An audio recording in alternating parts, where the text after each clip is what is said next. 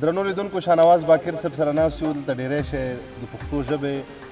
پښتانه مینوال سره راټول شوي دي هلکان دي تکړه هلکان دي ځوانان دي افغانان دي پښتونپاله افغانان دي د دو سره د باقر صاحب یو غزل شریکو باقر صاحب ګردو پښتنو ته د دغې ناستو ملګرو سره یو غزل ستا په مراد څرنګه وتړم په ونه کې تار نه په ګریوان کې تار لرم نه په لمنه کې تار هغه جینۍ اوس په دې غرونو کې سوري وباسي کومې جنۍ چې اچوی نه شو په ستنه کې تار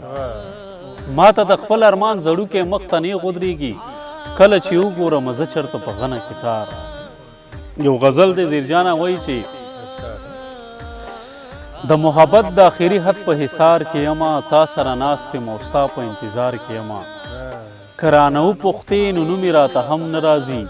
زه چې وړوکی رالوی شوی په کوم ښار کې یمه که رانه وپوښتې نو نوم یې راله هم نه راځي زه چې وړوکی رالوی شوی په کوم ښار کې یمه زما د وینې په هر څاڅ کې پسې ګرځي ښکاریان زخمي مارغه یم ترې پټ شوی په چنار کې یمه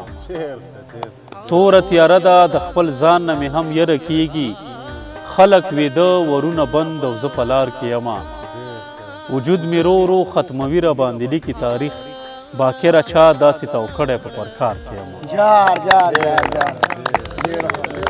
باسه د غرونو لوګي خیږي د چنارونو لوګي خیږي زمونږ د زړونو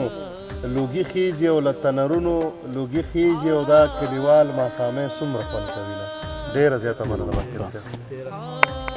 کاغذونه د سګرټ اوبه شراب شي کاغذونه د سګرټ اوبه شراب شي زه خراب یم ټول جهان خو دې خراب شي په خپل ځان باندې مې شک د فریختې دی چې د بنګو بوټی وکرم ګلاب شي ځان سره یوسي د صبر بنیادونه ځان سره یوسي د صبر بنیادونه خاموشي چې حد نه ډیره شي سیلاب شي د غربت او د نیستۍ څپو وهلی چې زما لاسنیوی وکړي نو نواب شي غم زما د سختو ورځو او شپو یار دی غم زما د سختو ورځو او شپو یار دی دا چې نوي زندګي به په عذاب شي ځنې خلکو کې نظر د سړي ورک شي ځنې خلک د لفظونو ډک کتاب شي کله کله پاکوه اوښکې باکره هسې نه چې ستا په سترګو کې دریاب شي